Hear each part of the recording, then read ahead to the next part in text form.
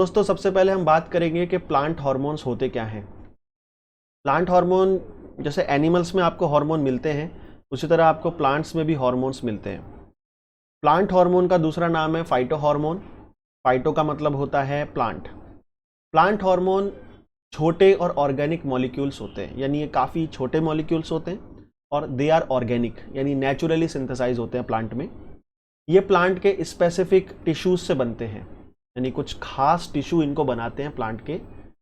ये एक्टिव होते हैं लोअर कंसंट्रेशन पे, यानी जब इनकी कंसंट्रेशन कम होती है, जब ये एक्टिवली काम कर पाते हैं।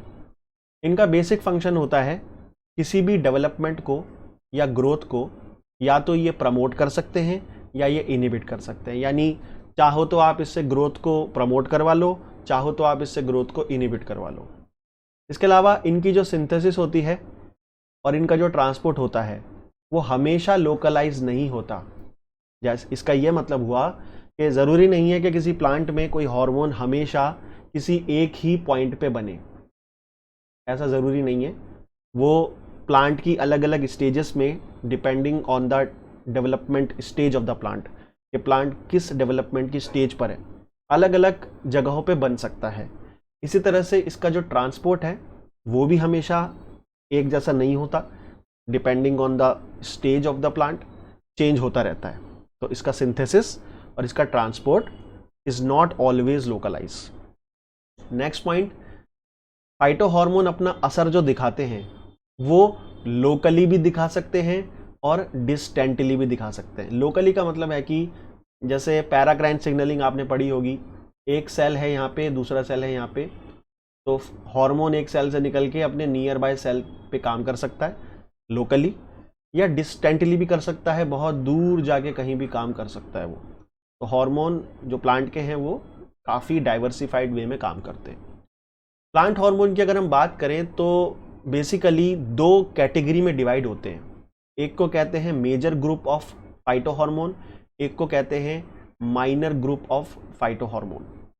मेजर ग्रुप में आपके आते हैं ऑक्सिन, जिसके बारे में आज हम बात कर रहे हैं, जिब्रेलिन, साइटोकाइनिन, एब्सिसिक एसिड और इथाइलिन। माइनर में आते हैं लाइक ब्रासिनोस्टेरॉइड, पोलियामाइन, जैस्मोनिक एसिड, सैलिसाइलिक एसिड, ट्राइगोलैक्टोन और भी तरह के आते हैं कई। तो मैं अलग अलग सेशन में इन सभी हार्मोन को डिटेल में लूंगा। तो आज हम ऑक्सिन की बात कर रहे हैं। सबसे पहले बात करते हैं ऑक्सिन वर्ड कहाँ से आया है। देखिए ऑक्सिन जैसे आपको पता है बायोलॉजिकल जो वर्ड हैं वो ग्रीक और लैटिन भाषा से बने हैं। तो ऑक्सिन भी आपका ग्रीक लैटिन भाषा से डिराइव हुआ है, जिसका मतलब होता है टू इंक्रीज, यानी इंक्रीज होना, साइज में बढ़ना। तो ऑक्सिन का जो प्राइमरी इफेक्ट है वो इंक्रीज करना है, ग्रोथ करना है। हालांकि इसके और भी कई सारे काम हैं।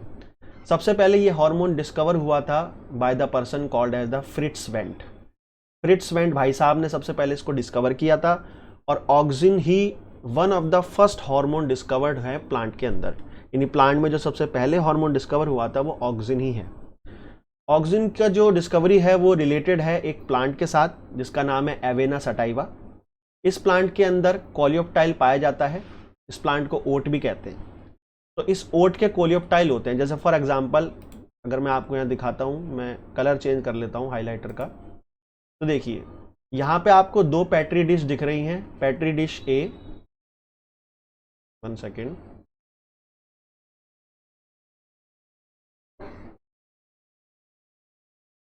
ओके हम दूसरा कलर ले लेते हैं, it is not working properly. Okay यहाँ पे दो है पेट्री डिश ए और पेट्री डिश बी। ए में आप देख रहे हो यहाँ पे रखे हुए हैं कोलियोप्टाइल्स, ये सारे कोलियोप्टाइल्स हैं। यहाँ पे जो कोलियोप्टाइल्स हैं उनकी एक अपनी लेंथ है, लेकिन अगर आप बी को देखोगे तो यहाँ पे कोलियोप्टाइल्स की जो लेंथ है वो काफ़ी ज़्यादा है, क्योंकि जो बी नाम की डिश है इसमें हमने डाला हुआ है ऑक्सिन, और जो ए नाम की डिश है इसमें ऑक्सिन एब्सेंट है। तो जो सेकंड डिश है उसमें आप दिख रहा होगा कि कंपैरेटिवली टू द डिश ए, इसमें बहुत लंबे लंबे आपको ये फ्रेगमेंट और ये फिलामेंट दिख रहे हैं।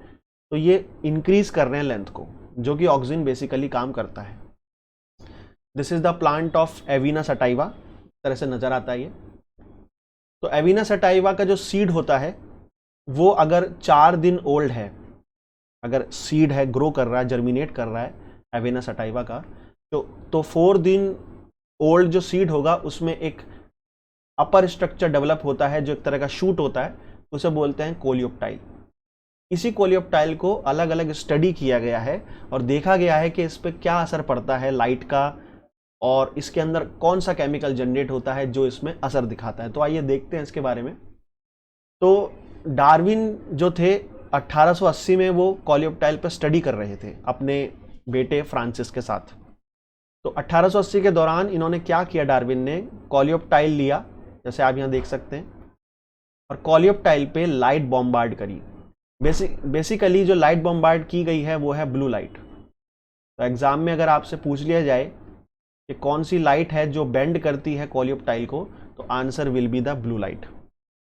तो जब डार्विन ने कोलियोप्टाइल पे ब्लू लाइट बॉम्बार्ड करी तो ये पाया कि वो बेंड हो गया। कहाँ बेंड हो गया? जहां से लाइट आ रही है, टूवर्ड द लाइट, यानी लाइट राइट डायरेक्शन से आ रही है तो कोलियोप्टाइल का जो डायरेक्शन है मुड़ने की वो लाइट की तरफ हो गई। सेकंड एक्सपेरिमेंट में डार्विन ने क्या करा, जो कोलियोप्टाइल की टिप है उसे कट कर दिया, तो ये पाया कोलियोप्टाइल बेंड नहीं हुई।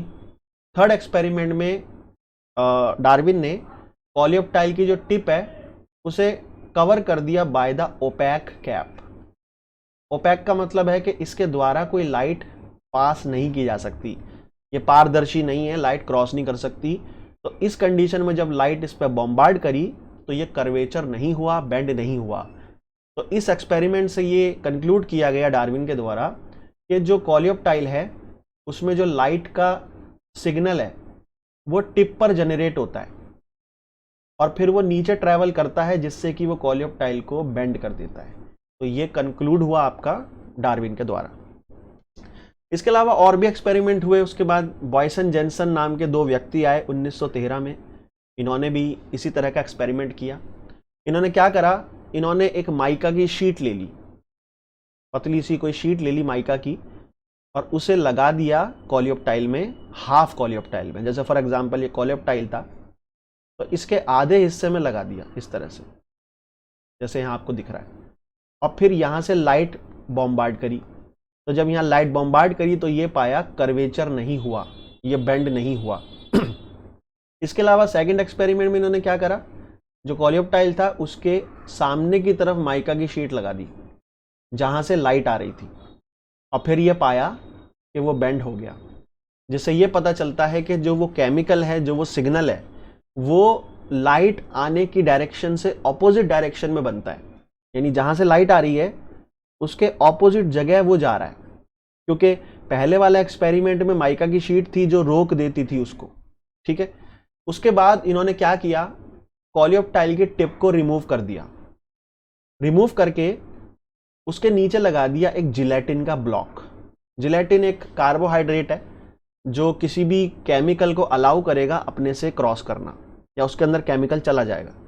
तो फिर इन्होंने ये पाया कि जब इन्होंने लाइट पास कराई तो ये बेंड हो गया, जिसका ये मतलब है कि जो वो सिग्नल है जो इसको बेंड कर रहा है वो एक केमिकल सिग्नल है, क्योंकि केमिकल जिलेटिन में चला जाएगा, किसी तरह का चार्ज नहीं है वो, किसी तरह का एक्शन पोटेंशियल नहीं है वो। तो ये एक्सपेरिमेंट था आपका बॉयसन और जेनसन का। उसके बाद एक और एक्सपेरिमेंट आया बाय द फ्रिट्स वेंट, जिसके बारे में मैंने बताया था 1926 में। इन्होंने भी सिमिलर एक्सपेरिमेंट करा। इन्होंने क्या करा, जिलेटिन के ब्लॉक ले लिए और जिलेटिन के ब्लॉक के ऊपर कोलियोप्टाइल रख दिए, ठीक है, क्योंकि कोलियोप्टाइल में ऑक्सीजन बनता है और कोलियोप्टाइल में बनेगा तो जिलेटिन में चला जाएगा। फिर इन्होंने इन ब्लॉक्स को लिया और रख दिया on the cut out area of the coleoptile. Coleoptile को कट कर दिया और उसके आधे हिस्से पे इसको रख दिया, हाफ पे, और फिर देखा कि ये जो है बेंड हो गया in the absence of light. Darkness में किया इस काम को, डार्कनेस में, अंधेरे में किया, टोटल डार्कनेस थी, कोई लाइट नहीं थी वहां पे। तो ये पाया कि वो बेंड हो गया, जिससे ये पता चला कि वो कोई केमिकल है जो जा रहा है प्लांट के अंदर और वो कोलियोप्टाइल से निकलता है, ठीक है। तो ये आपका एक्सपेरिमेंट था फ्रिट्स वेंट का, और इन्होंने इसी एक्सपेरिमेंट से एक क्वांटिटेटिव ऑक्सीजन का एनालिसिस भी दे दिया। यानी एक टेस्ट दे दिया। अगर आप जानना चाहते हैं कि आपके पास कोई केमिकल है एक्स नाम का, फॉर एग्जाम्पल आपके पास कोई एक्स केमिकल है और आप देखना चाहते हैं कि उसके अंदर ऑक्सीजन की एक्टिविटी है या नहीं, तो आप इस टेस्ट को कर सकते हो, सिमिलर टेस्ट को। इसे कहते हैं ऑक्सीजन एनालिसिस टेस्ट या bending assay for the quantitative auxin test. ठीक है, तो ये तो थी ऑक्सीजन की कुछ डिस्कवरी से रिलेटेड बातें। आगे हम बात करते हैं ऑक्सीजन की बायोसिंथेसिस और ट्रांसपोर्ट की, कि जो ऑक्सीजन है हमारा, उसकी सिंथेसिस कहाँ होती है और उसका ट्रांसपोर्टेशन कैसे होता है। देखिए, ऑक्सीजन जो है, अब तक हमें 200 से ज़्यादा डिफरेंट तरह के ऑक्सीजन मिले हैं और बनाए गए हैं, यानी total greater than 200 different oxygen के एनालॉग पाए जाते हैं। यानी ऑक्सीजन जैसे मॉलिक्यूल्स 200 से भी ज़्यादा मिलते हैं। लेकिन जो नेचुरली अकरिंग ऑक्सीजन होते हैं, जो प्राकृतिक होते हैं, प्लांट्स में मिलते हैं, वो बेसिकली मेजर टाइप के 3 होते हैं। 3 मेजर टाइप के, कुछ और भी होते हैं। कौन कौन से हैं ये? एक को कहते हैं इंडोल 3 एसिटिक एसिड, दूसरे को कहते हैं इंडोल 3 ब्यूटायरिक एसिड, तीसरे को कहते हैं फिनाइल एसिटिक एसिड। इन तीनों में जो इंडोल 3 एसिटिक एसिड है, ये पहला हार्मोन था जो डिस्कवर हुआ था। यानी जो मैंने बताया था ऑक्सीजन जो है सबसे पहले डिस्कवर हुए थे, उनमें IAA था जो सबसे पहले हुआ। IAA is also the principal auxin found in the higher plant. यानी लगभग सभी प्लांट में जो ऑक्सीजन मिलता है, मुख्य रूप से वो IAA होता है। ठीक है। सेकंड थिंग, जितने भी हमारे ऑक्सीजन है, मैंने बताया 200 से भी ज़्यादा हैं, उन सभी ऑक्सीजन में 2 ऐसी प्रॉपर्टी हैं जो कॉमन है। एक है the presence of unsaturated planar aromatic ring, यानी उनके अंदर एक इंडोल रिंग होती है, एक इंडोल रिंग पाई जाती है, अनसैचुरेटेड होती है, और उन सब के अंदर एक मिलता है कार्बोक्सिलिक ग्रुप। यानी एक अनसैचुरेटेड प्लैनर एरोमेटिक रिंग और एक कार्बोक्सिलिक ग्रुप सारे ऑक्सीजन में कॉमन मिलेगा आपको। यहाँ पे मैंने कुछ ऑक्सीजन दिखाए हैं आपको, जैसे आप देख सकते हैं ये वाला जो ऑक्सीजन है, this is the indole 3 acetic acid and it is found in all plants. सभी प्लांट में मिलता है, प्रिंसिपल ऑक्सीजन है।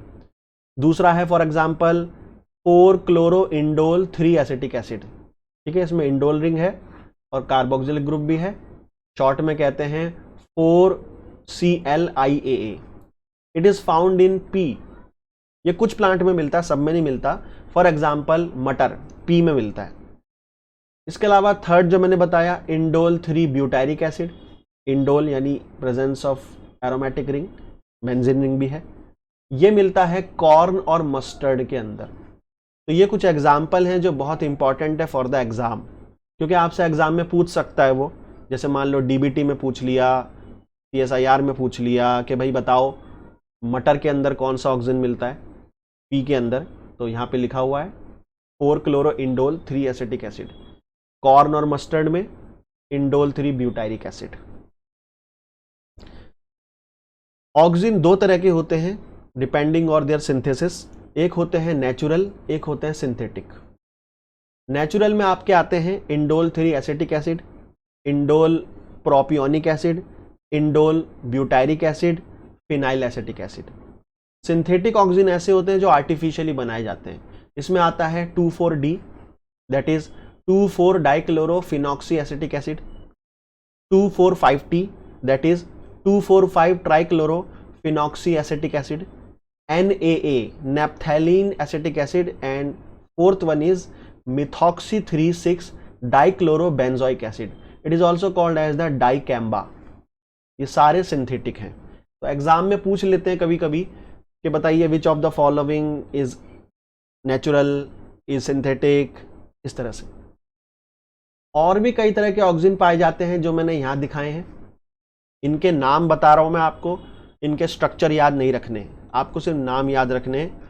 तो एक एक करके नाम रीड कर देता हूँ ताकि आपको आसानी रहे सुनने में, क्योंकि आपको हो सकता है नज़र ना आ रहा हो, छोटा है बहुत।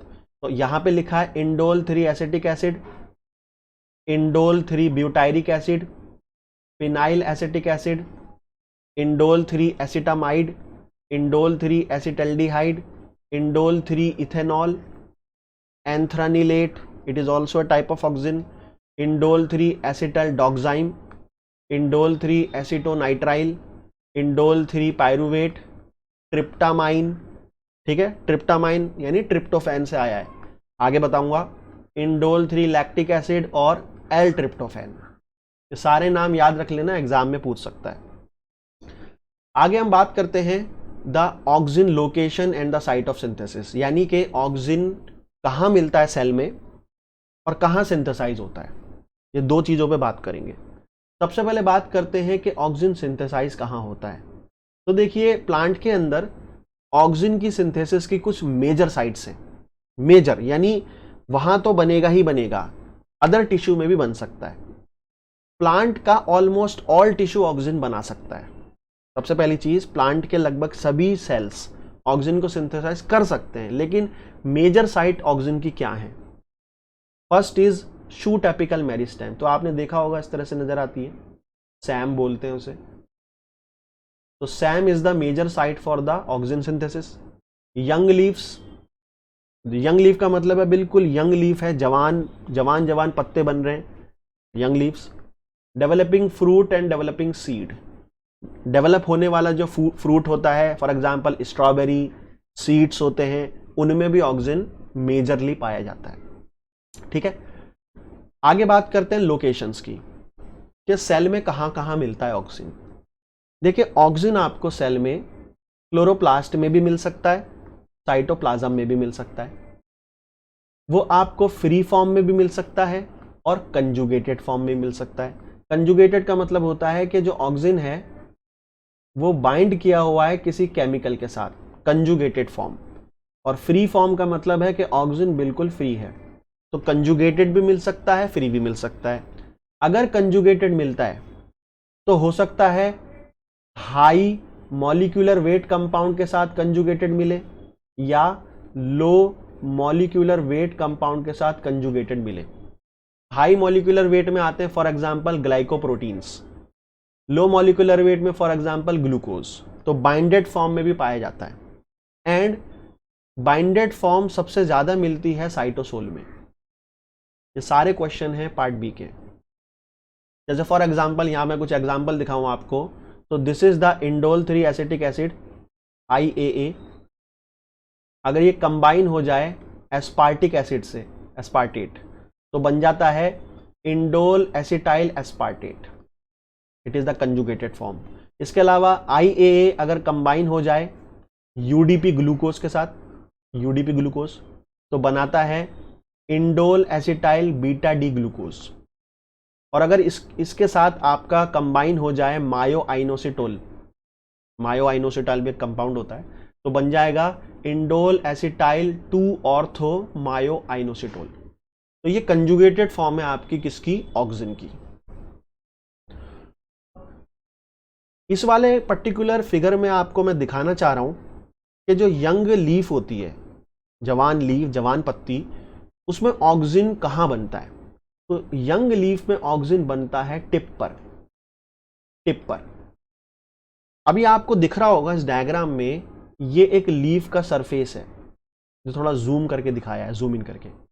इसमें डार्क स्पॉट आपको दिख रहा होगा, और ये डार्क स्पॉट का जो कलर है वो फेड होता जा रहा है टुवर्ड द लोअर साइड। तो ये जो डार्क स्पॉट है, it is showing the synthesis of auxin. यहाँ पे सिंथेसिस सबसे ज्यादा हो रही है, और नीचे की तरफ जो जा रहा है ये ऑक्सिन का ट्रांसपोर्ट हो रहा है नीचे की तरफ। ठीक है, ये तो रही इस इमेज की बात। दूसरी चीज, इस डायग्राम में जो दिखाया गया है वो एक एक्सपेरिमेंट है जो हम करते हैं for the checking expression of any protein और प्रेजेंस ऑफ एनी कंपाउंड। ठीक है, इसे कहते हैं रिपोर्टर एसे, रिपोर्टर जीन यूज किए जाते हैं। तो कई तरह के रिपोर्टर जीन होते हैं, मैं आपको रिकॉम्बिनेंट DNA टेक्नोलॉजी में बताऊंगा। जैसे आपने सुना होगा ग्रीन फ्लोरिसेंट प्रोटीन, LAC-Z। उसी तरह होता है गस, गस स्टैंड्स फॉर बीटा ग्लूकुरोनिडेज, बीटा ग्लूकुरोनिडेज। इसका एक सबस्ट्रेट होता है क्रोमोजेनिक सबस्ट्रेट, जिसके साथ रिएक्ट करता है और कलर का प्रोडक्शन देता है। जैसे LAC-Z होता है बीटा गैलेक्टोसिडेज, एक्स गैल के साथ रिएक्ट करता है और कलर प्रोड्यूस करता है, उसी तरह बीटा ग्लूकोरोनिडेज एक्स ग्लुक नाम के कंपाउंड के साथ रिएक्ट करता है, एक्स ग्लुक, और कलर का प्रोडक्शन होता है। तो यहां पे साइंटिस्ट ने क्या किया है, ध्यान से सुनना। साइंटिस्ट ने क्या करा, एक प्रमोटर होता है ऑक्सिन का, जैसे कहते हैं auxin response element. Promoter, auxin का जो प्रमोटर है उसे बोलेंगे ऑक्सिन रेस्पॉन्स एलिमेंट। प्रमोटर पे जब ऑक्सिन बाइंड करेगा तो प्रमोटर एक्टिवेट हो जाएगा। तो इन्होंने क्या करा, इस प्रमोटर के आगे लगा दिया गस का जीन, जो बीटा ग्लूकुरोनिडेज का जीन था एंजाइम का, उसे फ्यूज कर दिया with the promoter of auxin, और इसे फिर प्लांट में ट्रांसफॉर्म कर दिया by the Ti plasmid of Agrobacterium tumefaciens. Agrobacterium द्वारा हमने ट्रांसफॉर्म कर दिया। अब प्लांट में चला गया ये। अब प्लांट में जहां पे ऑक्सिन बन रहा होगा वहां पे ऑक्सिन बाइंड करेगा अपने प्रमोटर से, एक्टिवेट करेगा, क्या बनाएगा, गस नाम का जीन। जितना ज्यादा गस बनेगा उतना ज्यादा वो रिएक्ट करेगा अपने सबस्ट्रेट से और उतना ज्यादा कलर का प्रोडक्शन होगा। तो यहां जो डार्क स्पॉट आ रहा है वो यही दिखा रहा है कि यहां पे ऑक्सिन की सिंथेसिस बहुत ज्यादा हो रही है। ठीक है, सॉरी। ओके, आई होप आपको सेशन समझ में आ रहा होगा। आगे बात करते हैं, हम बात करते हैं बायोसिंथेसिस ऑफ ऑक्सिन की। ऑक्सिन कैसे बनता है? देखिए, एक बहुत इंपॉर्टेंट सवाल आता है एग्जाम में कि ऑक्सिन का प्रिकर्सर क्या है। तो याद रखना, ट्रिप्टोफैन अमीनो एसिड इसका प्रिकर्सर होता है। प्रिकर्सर का मतलब है कि इस मॉलिक्यूल से ऑक्सिन बना है, इसका प्रीवियस मॉलिक्यूल है ये। तो ट्रिप्टोफैन को मॉडिफाई करके ऑक्सिन को बनाया जाता है। ये तो रही एक बात। Excuse me. Second thing, auxin को बनाने के दो मेजर पाथवे हैं। There are two major pathway for auxin biosynthesis. एक को कहते हैं ट्रिप्टोफैन डिपेंडेंट पाथवे। इस पाथवे में ट्रिप्टोफैन अमीनो एसिड को मॉडिफाई करते हैं और ऑक्सिन बनाते हैं। दूसरा है ट्रिप्टोफैन इंडिपेंडेंट पाथवे। इसमें ट्रिप्टोफैन के अलावा दूसरे कंपाउंड से बनता है ट्रिप्टोफैन। तो हम दोनों की बात करेंगे। सबसे पहले बात करेंगे ट्रिप्टोफैन डिपेंडेंट पाथवे की। देखिए, ट्रिप्टोफैन डिपेंडेंट पाथवे बहुत सारे हैं। There are many types of tryptophan dependent pathway, लेकिन उन सब में मोस्ट कॉमन है, it is called IPA pathway, IPA। Full form है इंडोल 3 पायरुविक एसिड पाथवे। तो इसमें होता क्या है, आइए समझते हैं। इन द स्टेप नंबर 1, पहले स्टेप में क्या होता है, अमीनो एसिड ट्रिप्टोफैन की होती है डीअमाइनेशन। डीअमाइनेशन होता है रिमूवल ऑफ अमीनो ग्रुप। सबसे पहले ट्रिप्टोफैन से अमीनो ग्रुप हटता है और यह काम होता है बाय द एंजाइम ट्रिप्टोफैन ट्रांसअमाइनेज। फिर इन द सेकेंड स्टेप ये बन जाता है इंडोल 3 पायरुविक एसिड। इसकी होती है decarboxylation, that is removal of the carboxylic group, और ये काम होता है by the enzyme IPA decarboxylase. और कंपाउंड जो बनता है उसे कहा जाता है indole 3 acetaldehyde. And in the third step, इसके बाद होता है इसका ऑक्सीडेशन, और ऑक्सीडेशन होता है by the enzyme indole 3 acetaldehyde dehydrogenase, और क्या बन जाता है, इंडोल 3 एसिटिक एसिड। तो याद रखना, ट्रिप्टोफैन डिपेंडेंट पाथवे में जो ईपा पाथवे है उसमें ट्रिप्टोफैन का पहले डीअमाइनेशन, फिर डीकार्बोक्सिलेशन, फिर ऑक्सीडेशन, एंड देन IA बन गया। दूसरा पाथवे ट्रिप्टोफैन इंडिपेंडेंट पाथवे। इसके अंदर डायरेक्टली ट्रिप्टोफैन यूज नहीं होता, दूसरे कंपाउंड होते हैं। तो देखिए, ये पाथवे हालांकि बहुत लंबा चौड़ा है, इसे हमें पूरा याद नहीं करना। मैं इसका कुछ इंपॉर्टेंट पॉइंट आपको बताता हूं। इस पाथवे में दो की कंपाउंड है, एक का नाम है इंडोल 3 ग्लिसरॉल फॉस्फेट, दूसरे का नाम है इंडोल।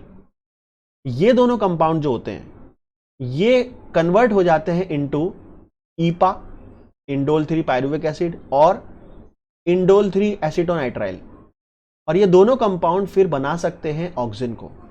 लेकिन इस पाथवे में एक प्रॉब्लम है, हमें नहीं पता कि जो इंडोल 3 ग्लिसरॉल फॉस्फेट है और जो इंडोल है इनका ब्रांच पॉइंट क्या है। ब्रांच पॉइंट का मतलब यह है दोस्तों कि हमें ये नहीं पता कि IgP किस में कन्वर्ट होता है या इंडोल किस में कन्वर्ट होता है, और फिर आगे चल के ये बनाता है आपका ईपा और IAN, जो आगे चल के बनाता है ऑक्सिन। तो we don't know this branch point. तो tryptophan independent pathway fully understood नहीं है, हमें ब्रांच पॉइंट के बारे में नहीं पता, लेकिन हमें पता है कि IgP और इंडोल दोनों में से या दोनों इसमें यूज होते हैं। आगे चलते हैं। मैंने आपको बताया था ट्रिप्टोफैन डिपेंडेंट पाथवे कई प्रकार के हैं। एक तो था ईपा पाथवे, जिसमें पहले हुई थी डीअमाइनेशन, फिर हुई थी डीकार्बोक्सिलेशन, फिर हुई थी ऑक्सीडेशन, और क्या बन गया था IAA। उसके अलावा और भी पाथवे हैं, जैसे कि टैम पाथवे, ट्रिप्टामाइन पाथवे। इसमें क्या होता है, ट्रिप्टोफैन की होती है डीकार्बोक्सिलेशन पहले, फिर इसकी होती है अमाइन ऑक्सीडेशन, और ये एंटर कर जाता है इनटू ईपा पाथवे, यानी ईपा पाथवे में मर्ज कर जाता है। दूसरा pathway Ian pathway, that is indole 3 acetonitrile pathway. इसमें भी ट्रिप्टोफैन कन्वर्ट होता है इंडोल 3 एसिटाइल डॉक्साइम में, फिर कन्वर्ट होता है एसीटोनाइट्राइल में, और फिर चला जाता है into IPA pathway by the enzyme nitrilase. और एक और पाथवे होता है जिसे कहते हैं बैक्टीरियल पाथवे। अब आपके दिमाग में सवाल आएगा कि बैक्टीरियल पाथवे से क्यों कहते हैं, बैक्टीरिया कहाँ से आ गया। तो देखिए, आपको बताना चाहूँगा कि कई सारे बैक्टीरिया इन्फेक्ट करते हैं प्लांट को, जैसे कि एग्रोबैक्टीरियम ट्यूमाफेशियन। तो एग्रोबैक्टीरियम ट्यूमाफेशियन जब इन्फेक्शन करता है तो अपना TI प्लाज्मिड भेजता है, जिसमें होता है TDNA।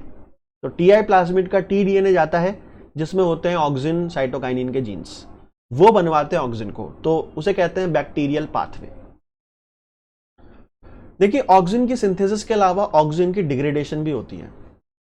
तो जैसे मैंने सिंथेसिस के पाथवे बताया आपको, ट्रिप्टोफैन डिपेंडेंट, ट्रिप्टोफैन इंडिपेंडेंट, उसी तरह होते हैं डिग्रेडेशन के पाथवे। डिग्रेडेशन के भी मल्टीपल पाथवेज हैं। There are multiple pathway for the degradation for auxin. इनमें दो पाथवे हैं जो मेन हैं। एक को कहते हैं नॉन डी कार्बोक्सिलेशन पाथवे, जो कि एक मेजर पाथवे होता है। एक को कहते हैं decarboxylation pathway, also called as the peroxidase route, जो माइनर पाथवे होता है।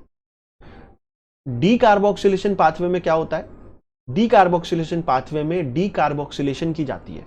For example, this is the auxin, इसका जो कार्बोक्सिलिक ग्रुप है वो हटाया जाता है बाय द एंजाइम परऑक्सीडेज, इसीलिए इसे परऑक्सीडेज रूट भी कहते हैं, और बन जाता है 3 मिथाइलिन ऑक्स इंडोल, यानी वो ऑक्सिन आपका डिग्रेड कर गया है। दूसरा पाथवे आपका नॉन डी कार्बोक्सिलेशन पाथवे। इस पाथवे में हम क्या करते हैं, जो आपका ऑक्सिन है इंडोल 3 एसिटिक एसिड, उसे कंजुगेट करते हैं पहले एस्पार्टेट से, एस्पार्टिक एसिड से, और बन जाता है इंडोल 3 एसिटाइल एस्पार्टेट। फिर इसे कन्वर्ट करते हैं into another compound called as the dioxy indole 3 acetyl aspartate, and finally it is converted into oxindole 3 acetic acid. तो oxindole 3 acetic acid is the degraded form, ये degrade हो चुका है auxin, तो finally आपका ये compound बनता है।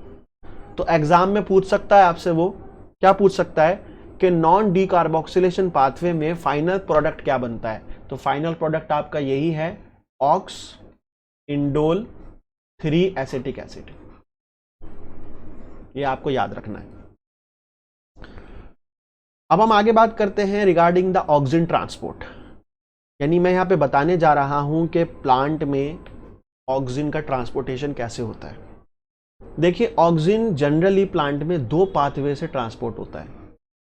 एक को कहते हैं slow pathway, also called as the polar pathway. एक को कहते हैं rapid pathway, also called as the non polar pathway. पहले मैं आपको रैपिड पाथवे बताता हूं, फिर बताता हूं स्लो पाथवे।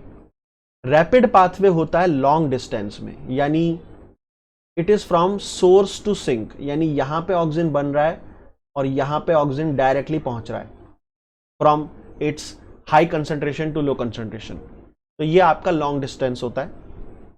ये सोर्स टू सिंक होता है, यानी जहां बन रहा है और जहां जाना है दूर दूर होते हैं बहुत।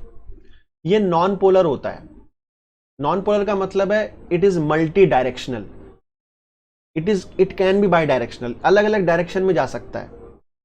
अगला point, it is energy independent, इसमें एनर्जी यूज नहीं होती, without energy along the concentration gradient जाता है। एंड ट्रांसपोर्टेशन होता है by phloem in the non polar transport, and it is very rare process, यानी ये बहुत कॉमन प्रोसेस नहीं है, बहुत ज़्यादा नहीं देखने को मिलता प्लांट्स में। बहुत ही कम ऐसे हमारे एग्जाम्पल्स हैं या ऐसे साइटेशंस हैं जिसमें हमें ये पता चला है कि ये पाथवे भी होता है। ठीक है, it is not so much common. सबसे ज़्यादा कॉमन है आपका दूसरा पाथवे जिसका नाम है स्लो पाथवे और पोलर पाथवे। इस पाथवे में जो ट्रांसपोर्ट होता है वो शॉर्ट डिस्टेंस होता है। पोलर ट्रांसपोर्ट होता है, पोलर का मतलब है एक डायरेक्शन में होता है बस, unidirectional transport. It is energy dependent, इसमें एनर्जी यूज होती है। ये होता है फ्रॉम सेल टू सेल, यानी कि एक सेल ये है, दूसरा सेल ये है, तीसरा सेल ये है, तो ऑक्सीजन पहले एक सेल में जाएगा, फिर दूसरे में जाएगा, फिर तीसरे में जाएगा, सेल टू सेल होता है। इसके अलावा जैसे मैंने बताया पोलर जो पाथवे है ये सबसे कॉमन है, it is most common, and it is also gravity independent. लेकिन जो आपका नॉन पोलर है उसके बारे में अभी ठीक से पता नहीं है, इट कैन बी और it can not be gravity independent. And non polar is by directional but polar is strictly unidirectional, यानी सिर्फ एक ही डायरेक्शन में आपका ऑक्सीजन ट्रांसपोर्ट होगा। अब ग्रेविटी इंडिपेंडेंट का क्या मतलब है ये मैं आपको आने वाली स्लाइड में बताऊंगा। In the case of polar transport, the transport can be of two types. Polar transport में जो ट्रांसपोर्ट है वो दो प्रकार का हो सकता है। One is the basipetal, second is the acropetal. The word is basipetal. Basipetal means towards the base, यानी यहां जो ट्रांसपोर्टेशन होती है वो होती है from the top towards the base. और टॉप का मतलब हो गया from the shoot, shoot apex और shoot apical meristem, and toward the base of the shoot basipetal transport होता है। एंड ये होता है बाय द जाइलम पैरेन्काइमा, यानी जाइलम पैरेन्काइमा के द्वारा जो ऑक्सीजन है प्लांट के टॉप से, शूट के टॉप से शूट के बेस तक आता है। दूसरा है एक्रोपिटल। एक्रोपिटल ऑपोजिट होता है, ये होता है from the base to the top और द एपेक्स। तो ये होता है from the root base to the root apex या root apical meristem, and it occurs via phloem parenchyma, यानी ये फ्लोएम पैरेन्काइमा से होता है। तो जैसे अगर मैं आपको समझाना चाहूं इस इमेज में, अगर आप ध्यान से देखेंगे तो ये एक प्लांट बनाया मैंने, ये है सॉइल। सॉइल के नीचे जाओगे, अगर सॉइल के नीचे आते हो तो मिलेगा रूट सिस्टम, सॉइल से ऊपर जाते हो तो मिलेगा शूट सिस्टम। शूट सिस्टम में आपको मिलेगा सबसे ऊपर shoot apical meristem, that is the top of the plant. यहां से ऑक्सीजन सिंथेसाइज होगा और नीचे आएगा toward the base of the shoot, इसे बोलेंगे बेसिपिटल ट्रांसपोर्ट। फिर जब ये नीचे क्रॉस करेगा इस सॉइल को तो आ जाएगा रूट सिस्टम में। रूट सिस्टम में ऑपोजिट हो जाएगा मामला, यहां ये सबसे पहले एंटर करेगा रूट के बेस में और रूट के बेस से जाएगा टुवर्ड द रूट का टॉप, क्योंकि जो रूट का टॉप होता है वो ये होता है नीचे की तरफ, this is the top of the root, जहां पे रूट एपिकल मेरिस्टेम मिलती है, दैट इज द रैम। तो यहां जो ट्रांसपोर्ट होगा वो from the base to the top होगा और इसे बोलेंगे acropetal transport. I hope it is fine. तो जैसे कि आप यहां देख सकते हैं ये एक प्लांट है, ऊपर से नीचे आ रहा है बेसिपिटल, नीचे आने के बाद टुवर्ड द टॉप जा रहा है एक्रोपिटल। कभी कभी नीचे आने के बाद ये फिर से ऊपर चला जाता है from the root top to the root base, इसे कहते हैं बेसिपिटल, यानी रूट में बेसिपिटल ट्रांसपोर्ट भी देखने को हमें मिलता है। ये मैं आगे बताऊंगा। देखिए एक एक्सपेरिमेंट है जिसका नाम है डोनर रिसीवर अगार ब्लॉक मेथड। अब मैं आपको बता रहा हूं कि what is the meaning of gravity independent. Gravity independent का क्या मतलब है? देखिए सपोज कीजिए ये एक प्लांट है और ये प्लांट का टॉप है, ये प्लांट का बेस है। मैंने इस प्लांट को बीच में से कट कर दिया, कट करके इतना हिस्सा बाहर आ गया और जिसमें this is the top of the plant apical end, this is the basal end. अब मैंने क्या करा, जो एपिकल एंड था वहां पे मैंने एक अगार का डोनर ब्लॉक रख दिया।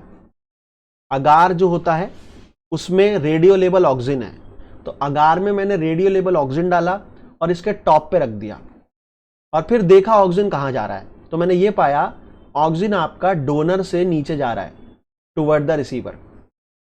फिर मैंने क्या करा, इसको उल्टा कर दिया, इन्वर्ट कर दिया, ऑपोजिट। जब मैंने ऑपोजिट करा तो नीचे आ गया आपका क्या, रिसीवर, ऊपर क्या आ गया आपका डोनर। लेकिन यहां पे जो ट्रांसपोर्टेशन था वो ब्लॉक हो गया, क्योंकि ट्रांसपोर्टेशन आपका ऐसे नहीं होगा। ट्रांसपोर्टेशन सिर्फ और सिर्फ यूनिडायरेक्शनल होगा, यानी from the top to the bottom. अगर आप उसे उल्टा कर दोगे तो ट्रांसपोर्टेशन ब्लॉक हो जाएगा, वो आपका उसी डायरेक्शन में जाएगा जिसमें उसे जाना है। तो this is the meaning of gravity independent.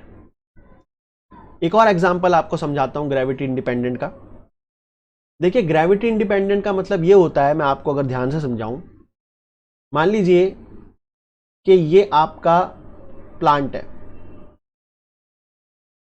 ये प्लांट का है टॉप, ये प्लांट का है बॉटम। ऑक्सीजन का सिंथेसिस होगा from top to bottom. Suppose करो ग्रेविटी की डायरेक्शन ये है, ग्रेविटी की डायरेक्शन भी सिमिलर है। अगर मैं इस प्लांट को उल्टा कर दूं, ऑपोजिट, दैट इज बॉटम आ जाए ऊपर और टॉप आ जाए नीचे, तो अभी भी ऑक्सीजन का ट्रांसपोर्ट टुवर्ड द बॉटम ही होगा। यानी अगर प्लांट को उल्टा भी कर दोगे तब भी ऑक्सीजन बॉटम पे ही जाएगा, उल्टा ही जाएगा। तो this is the gravity independent transport. अब इसका एक एग्जांपल है बैम्बू ट्री का। बैम्बू, तो साइंटिस्टों ने क्या करा, बैम्बू लिया और बैम्बू को कट कर दिया। कट करने के बाद बैम्बू का जो बेसल एंड था, बॉटम एंड, उसे रख दिया ऊपर और जो उसका एपिकल एंड था उसे कर दिया नीचे, यानी इसको उल्टा करके एक चेंबर में रख दिया। उसके बाद ये पाया कि जो रूट की फॉर्मेशन हो रही है, दैट इज एडवेंटिशियस रूट्स, ये बेसल एंड पर ही बन रही है, जबकि इसे बनना चाहिए था नीचे की तरफ जहां पे ये आपका बेस पे रखा हुआ है, बट ये अभी भी बेसल एंड पर ही रूट बना, जिसका क्लियर कट मीनिंग ये है कि ऑक्सीजन का जो ट्रांसपोर्ट है वो आपका ग्रेविटी इंडिपेंडेंट है। ये ऑक्सीजन अभी इसी तरह से जाएगा ऊपर, from the top to the basal end. Clear? अगर आपको कोई क्वेरी हो, कुछ समझ में ना आ रहा हो, तो कमेंट सेक्शन में अपना क्वेश्चन डाल देना, मैं आपको रिप्लाई करके आपकी क्वेरी रिजॉल्व कर दूंगा। आगे चलते हैं। अब हम बात करते हैं ऑक्सीजन के पोलर ट्रांसपोर्ट की, कि ऑक्सीजन का पोलर ट्रांसपोर्ट कैसे होता है। पोलर का मतलब हो गया यूनिडायरेक्शनल, यानी सिर्फ एक ही डायरेक्शन में जाएगा ये, चाहे प्लांट को आप सीधा रखो, टेढ़ा रखो, उल्टा रखो, कैसे भी रखो, एक ही डायरेक्शन होगी। ये होता है फ्रॉम सेल टू सेल, यानी एक सेल से दूसरे सेल, दूसरे से तीसरे, तीसरे से चौथे। पोलर ट्रांसपोर्ट दो स्टेजेस में होता है, इसकी दो स्टेज होती है। एक होता है जिसे कहते हैं ऑक्सीजन इनफ्लक्स, एक होता है जिसे कहते हैं ऑक्सीजन इफ्लक्स। इसका क्या मतलब है? फॉर एग्जाम्पल ये सेल है, अगर ऑक्सीजन सेल के अंदर जाता है तो बोलेंगे ऑक्सीजन इनफ्लक्स, अगर ऑक्सीजन सेल के बाहर जाता है तो बोलेंगे oxygen efflux. Like you can see here, ये ऑक्सीजन है, ये गया सेल में, दिस इज कॉल्ड इनफ्लक्स। ये सेल से बाहर आया, दिस इज कॉल्ड इफ्लक्स। और ये सेल टू सेल मूवमेंट होता है, यानी पहले इस सेल में आया, फिर अगले सेल में जाएगा, फिर अगले सेल में जाएगा, इस तरह से वो सेल टू सेल जाता है और इसे पोलर ट्रांसपोर्ट कहते हैं। Like you can see here also, इस वाली इमेज में आप देख सकते हैं ये सेल है यहाँ पे और दिस इज द ऑक्सिन, और ऑक्सिन सेल के अंदर एंट्री कर रहा है और फिर यहां से फिर आपका बाहर भी निकल रहा है। अब हम डिटेल में देखेंगे थोड़ा इनके बारे में। सबसे पहले बात करेंगे ऑक्सिन इनफ्लक्स की, मतलब सेल के अंदर ऑक्सिन कैसे एंट्री लेता है। तो सेल के अंदर ऑक्सिन एंट्री दो तरह से ले सकता है, एक को कहते हैं सिंपल पैसिव डिफ्यूजन, दूसरे को कहते हैं सेकेंडरी एक्टिव ट्रांसपोर्ट। बताऊंगा क्या होता है। सबसे पहले बताते हैं सिंपल पैसिव डिफ्यूजन। तो ये तो आपने पढ़ा ही होगा, simple diffusion that is directly membrane को क्रॉस कर देना किसी मॉलिक्यूल के द्वारा, ठीक है। और it is along the concentration gradient that is from high concentration to low concentration. तो ऑक्सिन की दो फॉर्म होती है, एक होती है प्रोटोनेटेड फॉर्म। प्रोटोनेटेड का मतलब है कि ऑक्सिन के साथ प्रोटॉन अटैच है। एक होती है डीप्रोटोनेटेड फॉर्म, जिसका मतलब है ऑक्सिन के साथ प्रोटॉन अटैच नहीं है। सिंपल डिफ्यूजन होता है प्रोटोनेटेड फॉर्म से, लेकिन जो सेकेंडरी एक्टिव ट्रांसपोर्ट होता है वो होता है डीप्रोटोनेटेड फॉर्म से, that is the ionic form. Simple diffusion membrane को क्रॉस करके किया जाता है, यानी ये मेम्ब्रेन है और डायरेक्टली इसे क्रॉस कर दिया जाएगा by the auxin. Simple diffusion में ऑक्सिन जो होता है वो लिपोफिलिक होता है। लिपोफिलिक का मतलब लिपिड लविंग, ताकि वो क्रॉस कर दे, और ये होता है अलोंग द कॉन्सेंट्रेशन ग्रेडियंट, जिसका मतलब है from its higher concentration toward its lower concentration. Secondary active transport जो होता है वो होता है बाय द सिम्पोर्टर। आपने पढ़े होंगे यूनिपोर्टर, सिम्पोर्टर, एंटीपोर्टर। तो सिम्पोर्टर एक ट्रांसपोर्टर प्रोटीन होता है जो दो मॉलिक्यूल को एक ही डायरेक्शन में ट्रांसपोर्ट करता है। तो यहां पे जो दो मॉलिक्यूल हैं वो है एक तो ऑक्सिन और दूसरा है 2 प्रोटॉन्स। तो दो प्रोटॉन जब जाते हैं अपने साथ ऑक्सिन को भी लेके जाते हैं, तो this is called 2 proton 1 auxin symporter. It is also called OX1 LAX. It is also called OX1 protein. और ये जो सिम्पोर्टर होता है it is randomly located on the plasma membrane. Randomly located का मतलब है कि प्लाज्मा मेम्ब्रेन में ये जो सिम्पोर्टर है कहीं पर भी मिल सकता है, ऐसा नहीं है किसी एक ही जगह मिलेगा।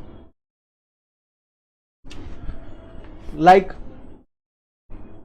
You can see on this image, आप यहां देख सकते हैं कि भाई यहां पे मैंने दिखाया है ऑक्सलैक्स। तो ये ऑक्सलैक्स रेड कलर का है, यहां पर भी है, यहां पर भी है, यहां पर भी है, यहां पर भी है। So it is located randomly, random है इसका डिस्ट्रीब्यूशन। अब चलिए थोड़ा डिटेल में बात करते हैं कि ऑक्सिन का ट्रांसपोर्टेशन कैसे होता है। तो उसके लिए मैं थोड़ा और बारीक पेन ले लेता हूं, क्योंकि इसमें नजर नहीं आएगा। थोड़ा बारीक पेन लेते हैं। देखिए ध्यान से सुनिएगा। आपके सामने मैंने एक सेल बनाया। इस सेल में सबसे बाहर है सेल वॉल।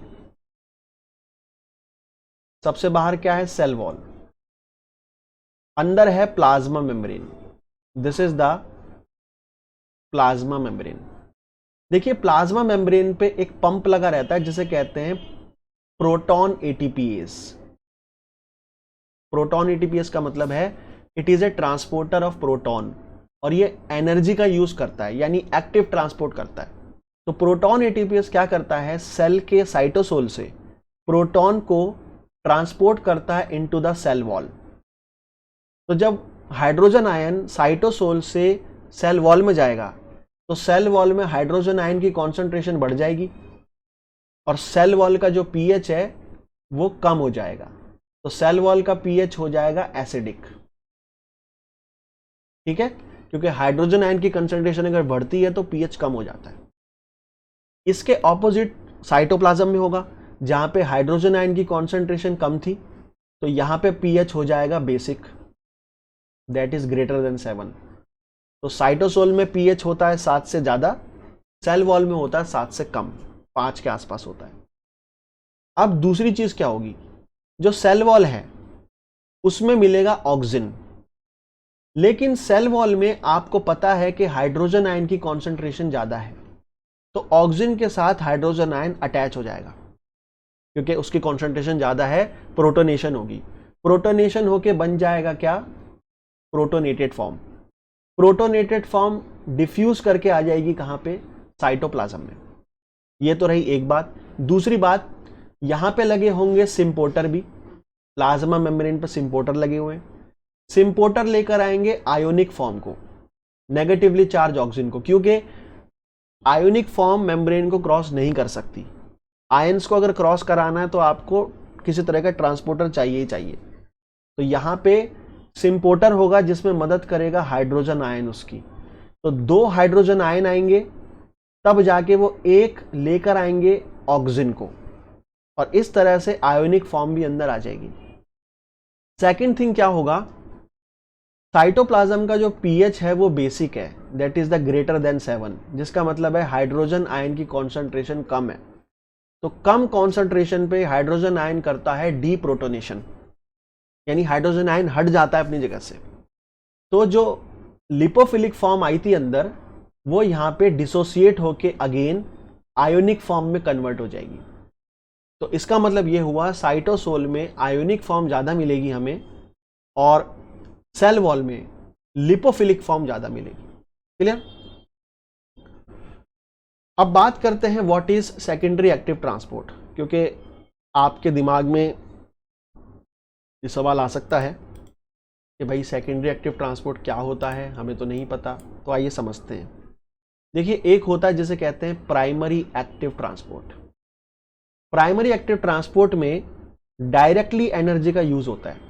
डायरेक्टली कोई मॉलिक्यूल अपनी लो कॉन्सेंट्रेशन से अपनी हाई कॉन्सेंट्रेशन में चला जाता है by using the energy of ATP और लाइट डायरेक्टली। जब ये मॉलिक्यूल अपनी लो कॉन्सेंट्रेशन से हाई में जाता है तो इसकी कॉन्सेंट्रेशन ज्यादा हो जाती है टुवर्ड द अदर साइड। अब सपोज करो यहां पे एक और मॉलिक्यूल है ग्लूकोज, इसकी कॉन्सेंट्रेशन यहां पे लो है और यहां नीचे इसकी कॉन्सेंट्रेशन है हाई। मैं ग्लूकोज को भी ट्रांसपोर्ट करना चाहता हूं यूजिंग द एनर्जी। एनर्जी का यूज करके मैं ग्लूकोज को भी लो कॉन्सेंट्रेशन से हाई पे भेजना चाहता हूं, बट प्रॉब्लम यह है कि डायरेक्ट एनर्जी में यूज नहीं कर सकता। तो यहां मैं क्या करूंगा, जो सोडियम था ये यहां पे हाई कॉन्सेंट्रेशन में था, ये सोडियम अपनी हाई कॉन्सेंट्रेशन से लो की तरफ जाएगा यूजिंग द सिम्पोर्टर। और जब ये ऐसा करेगा तो इसके अंदर एक एनर्जी आ जाएगी, that is the kinetic energy, और you can say motive force. अगर प्रोटॉन जाता है तो बोलते हैं प्रोटॉन मोटिव फोर्स, और वो एनर्जी ट्रांसफर हो जाएगी ग्लूकोज में, जिससे ग्लूकोज आपका लो कॉन्सेंट्रेशन से हाई में आ जाएगा। तो सेकेंडरी एक्टिव ट्रांसपोर्ट में क्या होता है, एक मॉलिक्यूल अपनी हाई कंसंट्रेशन से लो में जाता है तो दूसरा मॉलिक्यूल अपनी लो कंसंट्रेशन से हाई में आता है। तो आई होप यहां तक आपको क्लियर होंगी सारी चीजें। आगे बात करते हैं। इस इमेज में दिखाया गया है कि जो मैंने आपको बताया ट्रांसपोर्टेशन वो कैसे होगा। तो this is the cell wall, this is the cytoplasm. Oxygen आपका प्रोटोनेटेड फॉर्म में मेम्ब्रेन को क्रॉस करके डायरेक्टली नीचे आ जाएगा। साइटोप्लाज्म का पीएच 7 से ज़्यादा है तो ये डीप्रोटोनेट हो जाएगा। उसके अलावा आयोनिक फॉर्म आएगी सिम्पोर्टर के द्वारा, और अंदर आने के बाद वो भी आयोनिक फॉर्म में रहेगा। अंदर आने के बाद ये बाहर निकलेगा by another kind of protein, they are called as the pin proteins, जिसके बारे में मैं आपको आगे बताऊंगा। तो मुझे उम्मीद है यहां तक आपको समझ आ रहा होगा दोस्तों। किसी का भी कोई भी तरह का क्वेश्चन हो, कुछ भी हो, आप मेरे को कमेंट सेक्शन में बता देना, और इस सेशन को लाइक ज़रूर करना, शेयर करना, सब्सक्राइब करना अपने दोस्तों में, और आने वाले एग्जाम के लिए आपको ये मदद करेगा। चलिए आगे देखिए, मान लीजिए ये सेल है, ये है सेल वॉल, और ये है प्लाज्मा मेम्ब्रेन। थोड़ी छोटी बनाई है मैंने। सेल वॉल और प्लाज्मा मेम्ब्रेन के बीच का जो एरिया होता है उसे कहते हैं एपोप्लास्ट। एपोप्लास्टिक मूवमेंट होती है ना, इसे एपोप्लास्ट बोलते हैं इसे। तो एपोप्लास्ट में मिलता है आपको ऑक्सीजन, साइटोसोल में भी ऑक्सीजन मिलता है। तो एग्जाम में सवाल पूछ सकता है कि कौन सा ऑक्सीजन कहाँ मिलता है। तो अगर मैं बात करूं एपोप्लास्ट की, तो apoplast that is the cell wall, यहाँ पे सबसे ज़्यादा मिलता है प्रोटोनेटेड फॉर्म। यहाँ पे प्रोटोनेटेड फॉर्म ज़्यादा मिलेगी, अराउंड 50%, और प्रोटोनेटेड फॉर्म कम मिलेगी साइटोसोल में, अराउंड 1%, यानी साइटोसोल में आयोनिक फॉर्म ज़्यादा होगी। तो आप देख सकते हैं यहाँ, दिस इज द कंपार्टमेंट। कौन सा compartment? Apoplast, between cell wall and plasma membrane and the cytosol. इनका पीएच क्या होता है? एपोप्लास्ट में होता है एसिडिक, दैट इज 5 के आसपास, और यहां होता है बेसिक, दैट इज 7 या 8। परसेंटेज प्रोटोनेटेड ऑक्सीजन की कम से कम 50% होती है। 36 दिखाएं यहाँ पे, पर आप 50 मान के चलो, और यहाँ पे 1 से 2% होती है साइटोसोल में। अब बात करते हैं ऑक्सीजन के ई फ्लक्स की, कि ऑक्सीजन सेल से बाहर कैसे आता है। तो ऑक्सीजन सेल से बाहर 2 प्रोटीन से आता है, एक को कहते हैं पिन प्रोटीन्स, फुल फॉर्म है पिन फॉर्म प्रोटीन, दूसरा है PGP, it is called as the P glycoprotein. सबसे पहले बात करते हैं पिन प्रोटीन की। देखिए पिन प्रोटीन का नाम पिन कैसे पड़ा? पिन इनका नाम इसलिए पड़ा है क्योंकि अगर इसमें कोई म्यूटेशन आ जाए, किसमें आ जाए म्यूटेशन? इस पिन नाम के जीन में, तो जो अरेबिडोप्सिस प्लांट है उसकी मॉर्फोलॉजी हो जाती है पिन के जैसी।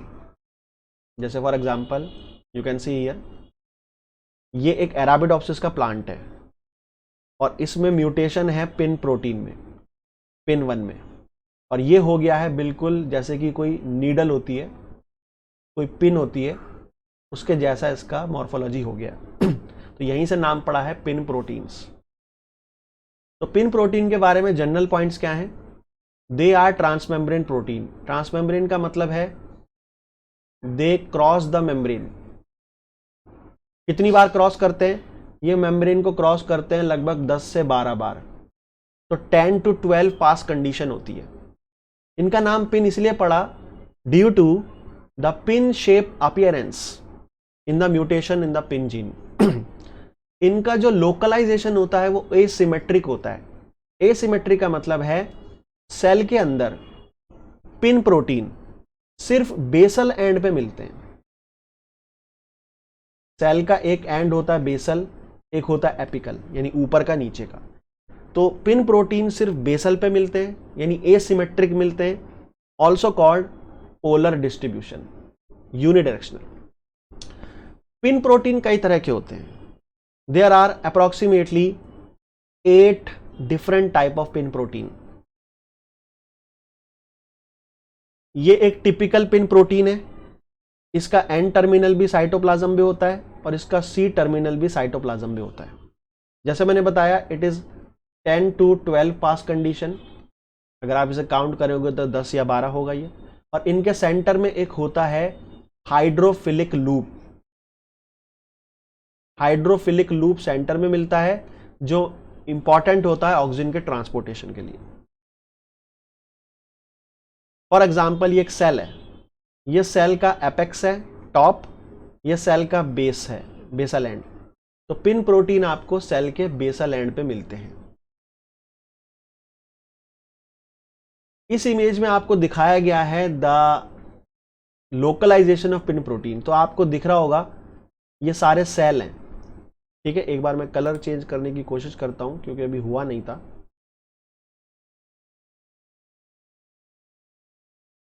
ओके, ये यहाँ चल रहा है पर यहाँ नहीं चल रहा है। एक सेकेंड और दूसरा कलर देखते हैं, कोई लाइट कलर।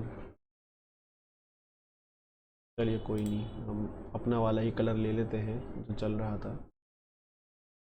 ओके, तो देखिए आपको दिख रहा होगा यहाँ पे ग्रीन ग्रीन दिख रहा है सेल के बेस पर। तो ये जो इन्होंने दिखाया है ये यूज किया है ग्रीन फ्लोरिसेंट प्रोटीन, जैसे मैंने थोड़ी देर पहले दिखाया था आपको। तो ये सारा जो दिखाया जा रहा है सेल का बेस दिखाया जा रहा है, जिसमें पिन प्रोटीन की लोकलाइजेशन दिखाई जा रही है। अब आते हैं एक और इंपॉर्टेंट कंसेप्ट पे, पिन प्रोटीन कैसे आते हैं मेम्ब्रेन पर।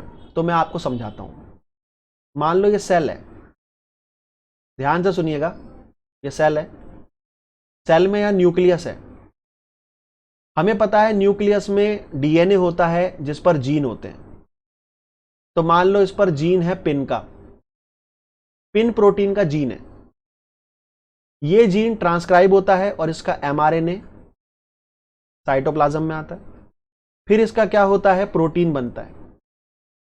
प्रोटीन आपका फॉर एग्जांपल एंडोप्लाज्मिक रेटिकुलम से होता हुआ, रफ एंडोप्लाज्मिक रेटिकुलम से होता हुआ गोल्जी बॉडी में जाएगा, गोल्जी बॉडीज, और गोल्जी बॉडीज से जाएगा फिर वो एंडोसाइटिक वेसिकल में, और वो वेसिकल आगे जाके फिर इसे प्लाज्मा मेम्ब्रेन पे लोकेट कर देगी। तो इस तरह से आपका पिन प्रोटीन प्लाज्मा मेम्ब्रेन पर आता है।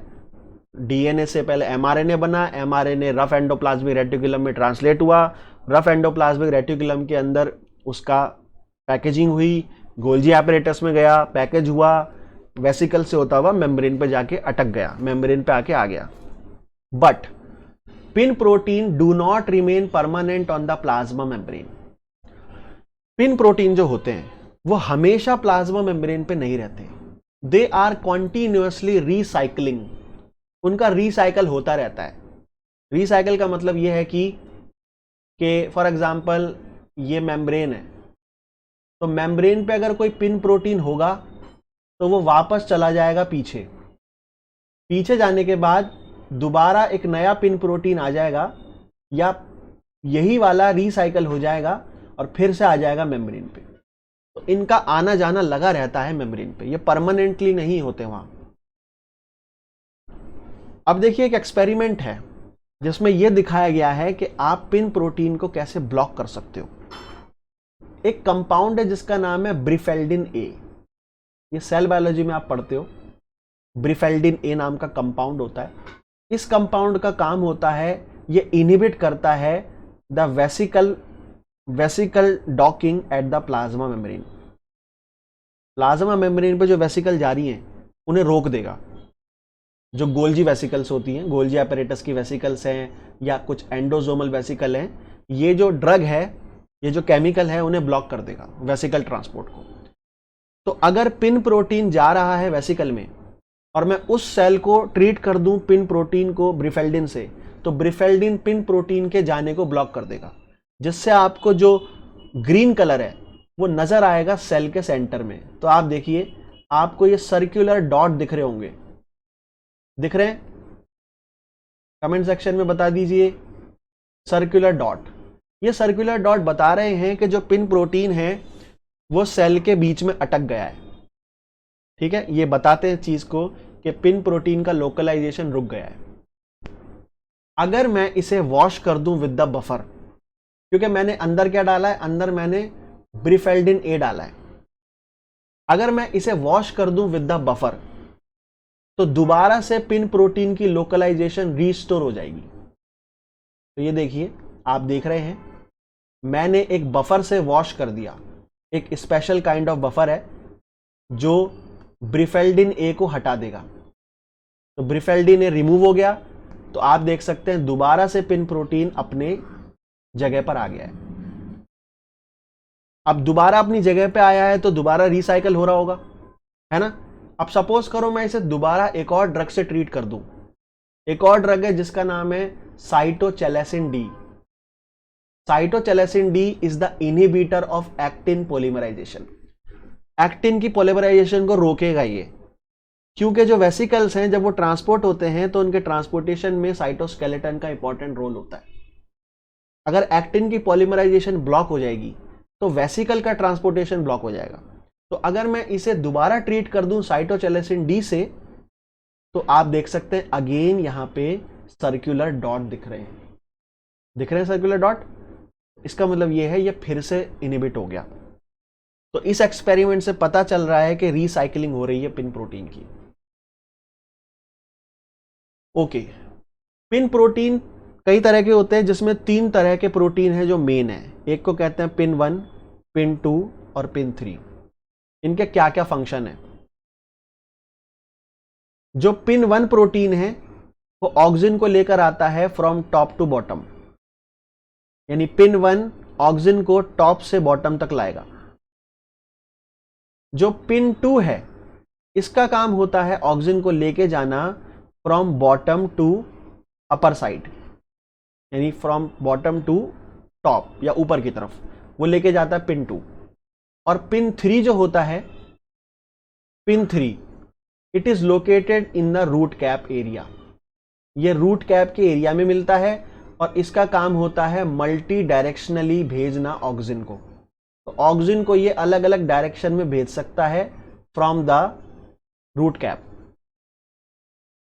तो like you can see here, ये एक रूट दिखाया है और ये रूट अलग अलग प्रोटीन से, रिपोर्टर प्रोटीन से स्टेन किया गया है। इसमें फ्लोरिसेंट प्रोटीन यूज हुए हैं, green fluorescent protein, red fluorescent protein, blue fluorescent protein, yellow fluorescent protein. तो आप देख सकते हैं ग्रीन कलर सेंटर में है, इट इज फॉर पिन 1, नीचे आ रहा है। रेड कलर साइड में है, पिन 2 का है, ऊपर ले जा रहा है। और ब्लू कलर है पिन 3 का, जो हर जगह लेके जा रहा है ऑक्सीजन को। पिन प्रोटीन के अलावा मैंने बताया था एक और प्रोटीन है जिसका नाम है PGP, that is the P glycoprotein. ये भी एक ऑक्सीजन का ई फ्लक्स है, ई फ्लक्स कैरियर, यानी ये ऑक्सीजन को बाहर ले जाता है जैसे कि पिन जाता है। बट इसमें कुछ फर्क है, ये भी ट्रांसमेम्ब्रेन प्रोटीन है, यानी ये भी आपका ट्रांसमेम्ब्रेन प्रोटीन है, लेकिन इसके अंदर एक बात यह है कि it is located randomly on the membrane, यानी प्लाज्मा मेम्ब्रेन पे इसका जो डिस्ट्रीब्यूशन है वो रैंडम है। ठीक है, रैंडमली मिलता है, क्योंकि जो पिन प्रोटीन था वो तो बस बेसल एंड पे मिलता था आपको। पिन प्रोटीन सिर्फ बेसल एंड पे था, ये बेसल एंड पे नहीं है सिर्फ, ये हर जगह है, यहां भी मिल सकता है, यहां भी मिल सकता है, यहां भी मिल सकता है। इट इज लोकेटेड रैंडमली और ट्रांसपोर्ट करता है ऑक्सीजन को ऑल डायरेक्शन में। तो ये तो रहे कुछ इंपॉर्टेंट प्रोटीन, और इस फिगर में आप देख सकते हैं, जैसे आप देखेंगे ऑरेंज कलर है पीजीपी का, पर्पल कलर है ऑक्सलैक्स इनफ्लक्स का, और ग्रीन कलर है पिन का। ग्रीन कलर आपको दिख रहा है बेस पे, यानी पिन प्रोटीन। ऑरेंज कलर आपको हर जगह दिख रहा है, यानी कि पीजीपी, और इनफ्लक्स के लिए आपको दिखाया गया है पर्पल वाला, हालांकि ये भी रैंडमली लोकेटेड होता है। अब हम आगे चलते हैं। मुझे उम्मीद है यहाँ तक आपको समझ आ रहा होगा। कमेंट सेक्शन में बताते रहना, आपको कोई दिक्कत हो, कुछ पूछना हो तो पूछ लेना, शेयर कर देना, लाइक कर देना, कमेंट कर देना, सब्सक्राइब भी कर दीजिएगा। आगे बात करते हैं, we will talk about the physiological effect of the oxygen. अब हम बात करेंगे ऑक्सीजन के क्या क्या फंक्शन है। हालांकि इसके बहुत सारे फंक्शन हैं, बट कुछ इंपॉर्टेंट हमें देखने हैं। Cell elongation, cell differentiation, rooting, apical dominance and the tropical response. सबसे पहले बात करते हैं ऑक्सीजन के इनहिबिटर्स की। देखिए, कुछ ऐसे केमिकल्स हैं जो ऑक्सीजन के ट्रांसपोर्ट को रोकते हैं। उनमें से कुछ के एग्जाम्पल हैं NPA, that is 1N naphthyl phthalamic acid, TIBA, TIBA full form है 2,3,5 tri iodo benzoic acid, and third है 1NOA, 1 नेप्थॉक्सी एसिटिक एसिड। ये तीनों के तीनों आर्टिफिशियल ऑक्सीजन इनहिबिटर हैं, they are not found in plants. तो ये ऑक्सीजन का ट्रांसपोर्ट कैसे इनहिबिट कर, I am sorry, they inhibit the pin proteins. ठीक है, ये ऑक्सीजन को तो इनहिबिट करते ही हैं, बट करते कैसे हैं, सवाल ये उठता है। ये ऑक्सीजन को इनहिबिट करते हैं by inhibiting the pin proteins. ये पिन प्रोटीन को इनहिबिट करते हैं, क्योंकि पिन प्रोटीन का जो काम है वो क्या है, ऑक्सीजन को ट्रांसपोर्ट करना। तो ये जो है आपके इनहिबिटर, फॉर एग्जांपल टीबा और NPA, they interfere with the localization of pin protein. Localization का मतलब, जैसे इस इमेज में आप देखो, इस इमेज में आप देख रहे हो पिन प्रोटीन एंडोसोमल कंपार्टमेंट से जा रहा है वेसिकल में, वेसिकल से जा रहा है प्लाज्मा मेम्ब्रेन पे। टीबा और NPA इनको इनहिबिट करते हैं from transporting from vesicle to plasma membrane और from plasma membrane to vesicle, यानी ये पिन प्रोटीन को आने नहीं देते मेम्ब्रेन पे, जिससे ऑक्सीजन का ट्रांसपोर्ट रुक जाता है। क्लियर? कुछ ऐसे भी हैं ऑक्सिन के इनहिबिटर जो नेचुरली प्लांट में मिलते हैं, उनमें आते हैं फ्लेवोनॉइड्स।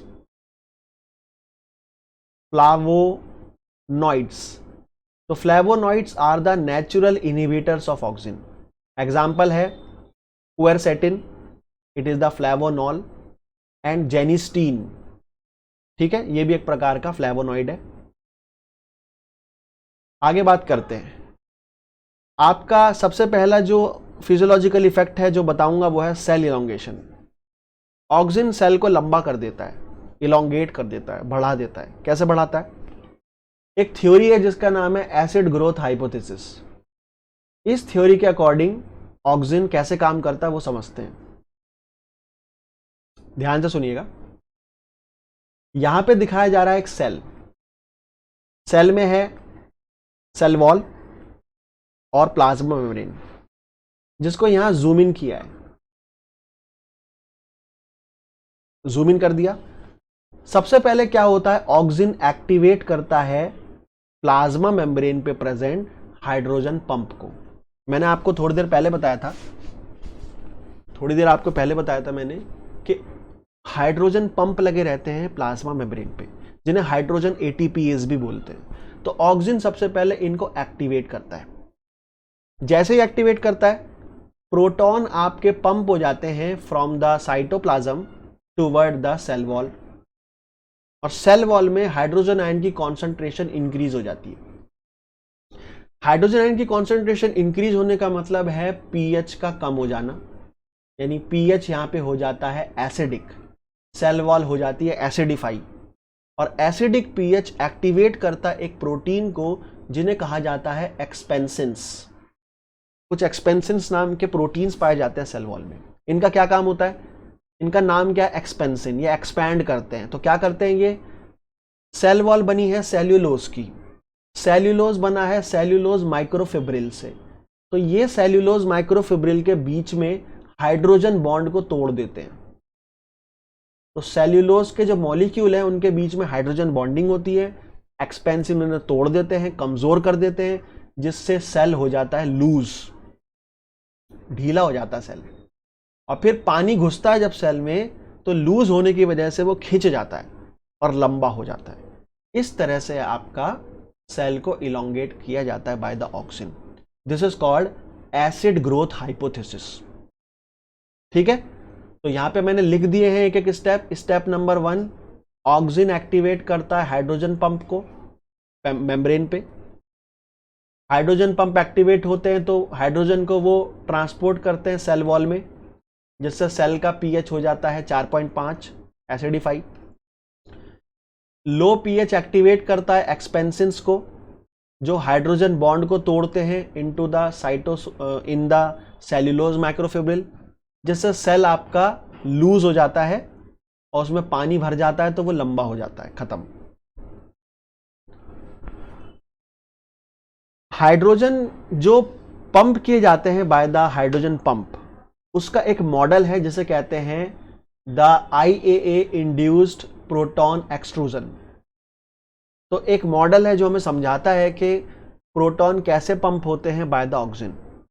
तो देखिए, ऑक्सिन जो है प्रोटॉन का जो ATPase है, पंप है, उसे अलग अलग प्रकार से एक्टिवेट करता है और सिंथेसाइज करता है। तो ऑक्सिन क्या करता है? ऑक्सिन बाइंड करता है एक रिसेप्टर पे जिसका नाम है ABP। आगे बताऊंगा मैं। इसका फुल फॉर्म है ऑक्सिन बाइंडिंग प्रोटीन। ऑक्सिन इस रिसेप्टर से बाइंड करता है और एक्टिवेट करता है प्रोटॉन के पंप को। जैसे ही प्रोटॉन के पंप एक्टिवेट होते हैं तो प्रोटॉन आपका क्या होने लगता है? एक्टिवेट होने के बाद पंप करने लगता है प्रोटॉन को from the cytosol to the cell wall. इसे कहते हैं एक्टिवेशन हाइपोथेसिस। तो दो हाइपोथेसिस हैं, एक है एक्टिवेशन हाइपोथेसिस, एक है सिंथेसिस हाइपोथेसिस। एक्टिवेशन हाइपोथेसिस के अकॉर्डिंग ऑक्सिन एक्टिवेट करता है प्रोटॉन के पंप को, उनसे स्टिमुलेट करके। लेकिन जो सिंथेसिस हाइपोथेसिस है उसके अकॉर्डिंग ऑक्सिन क्या करता है? एक सेकेंडरी मैसेंजर को लेकर आता है सेल में। सेकेंडरी मैसेंजर एक ट्रांसक्रिप्शन फैक्टर होता है जो जाता है न्यूक्लियस में, और न्यूक्लियस में जाके प्रोटॉन के पंप के जो जीन है उन्हें ट्रांसक्राइब करता है, जिससे बनता है mRNA. MRNA rough endoplasmic reticulum में ट्रांसलेट होता है, जाता है गोल्जी apparatus में, गोल्जी में पैक होता है, जाता है फिर मेम्ब्रेन पे, और फिर मेम्ब्रेन पे जाके एक्टिवेट कर दिया जाता है। तो इन दो तरह से ऑक्सीजन आपका प्रोटॉन के पंप को बनाता है और एक्टिवेट करता है, जिससे सेल वॉल क्या हो जाती है, एसिडिफाई, और फिर बाद में सेल आपका इलोंगेट। इसका एक ग्राफ भी है, that is very very important. इस ग्राफ में आपको देखिए ध्यान से क्या दिख रहा है। एक्स एक्सेस पर दिखाया है टाइम, टाइम में आपका 0 minute, 10 minute, 20 minute, 30 minute. Y axis दो हैं, लेफ्ट वाले वाई एक्सिस में दिखाया पीएच, नीचे है 4, 5, 5.56, और सामने वाला जो एक्सिस है उसमें दिखाया है इलोंगेशन, यानी सेल की लंबाई in the micron, 40 micron, 80 micron, 120 micron, यानी ऐसे लंबाई बढ़ रही है और ऐसे पीएच बढ़ रहा है ऊपर की तरफ, और एक्स एक्सिस पे ऐसे टाइम इंक्रीज हो रहा है। तो यहां दिखाया गया है कि जब ऑक्सीजन की एंट्री होती है, दिस इज द ऑक्सीजन, तो ऑक्सीजन पीएच को कम करता है इन द सेल वॉल। तो देखिए पीएच आपका नीचे कम होता जा रहा है, और जैसे जैसे पीएच कम होता है वैसे वैसे लंबाई इंक्रीज होती है। तो देखिए लंबाई इंक्रीज हो रही है। तो इनका ये क्रॉसिंग ग्राफ बन रहा है, एक तरफ से पीएच कम, दूसरी तरफ से लेंथ इंक्रीज। एग्जाम में आ सकता है, this is the kinetics of oxygen induced elongation and cell wall acidification in the maize coleoptile. तो सीएसआईआर में पूछ सकता है वो इसे पार्ट बी में पूछ सकता है, वो इसको ग्राफ दे सकता है आपको, और अलग अलग ग्राफ बना सकता है, पूछ लेगा जी बताओ कौन सा सही है। तो दिस इज वेरी इंपॉर्टेंट। मुझे उम्मीद है आपको समझ आ रहा होगा। आगे चलते हैं। एक कंपाउंड है जिसका नाम है फ्यूसिकोसिन।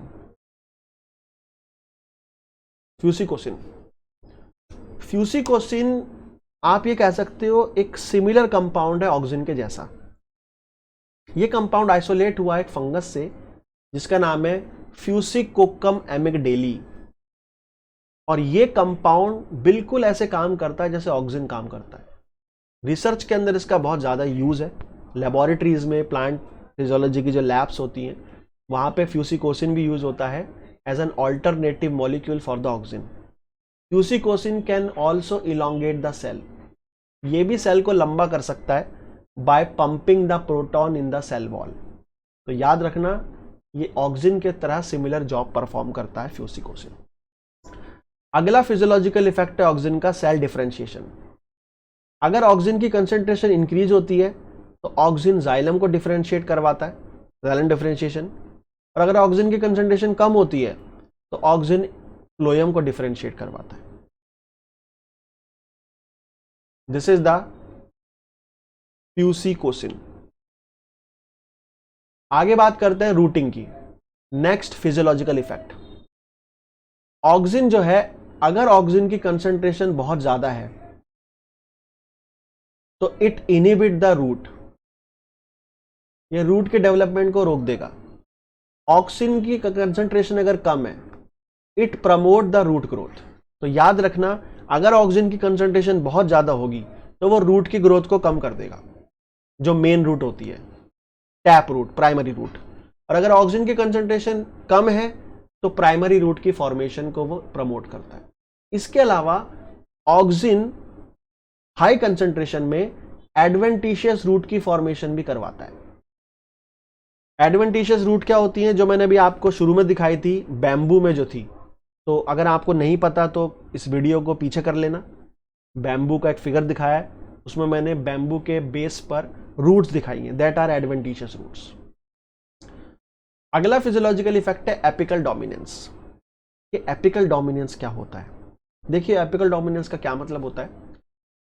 फॉर एग्जाम्पल ये आपके सामने एक प्लांट है, प्लांट के अंदर दो तरह से ग्रोथ आप देख सकते हैं। एक होती है हॉरिजॉन्टल, जिसमें प्लांट की ब्रांचेस निकलती हैं, ब्रांच।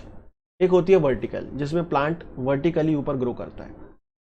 एपिकल डोमिनेंस का मतलब होता है कि ऑक्सिन जो है प्रमोट करता है वर्टिकल ग्रोथ को और इनिबिट करता है लेटरल ग्रोथ को। यानी ऑक्सिन अगर प्रेजेंट होगा तो वो प्लांट में वर्टिकल ग्रोथ को प्रमोट करवाएगा, यानी एपिकल ग्रोथ, और लेटरल ग्रोथ को सप्रेस करेगा। It is called apical dominance. अगर आप एपिकल बड को काट दो, एपेक्स को कट कर दो, तो एपिकल डोमिनेंस खत्म हो जाएगा और लेटरल ग्रोथ शुरू हो जाएगी। This is called apical dominance. इसका एक जीता जाता एग्जांपल दिखाता हूं। ये एक प्लांट है। इस प्लांट में आपको दिखाया जा रहा है कि एक्सिलरी बड जो कि ग्रो करती है हॉरिजॉन्टली, उसकी ग्रोथ बहुत कम हो रही है, सप्रेस हो रही है due to the presence of apical dominance, क्योंकि ऑक्सिन है यहां।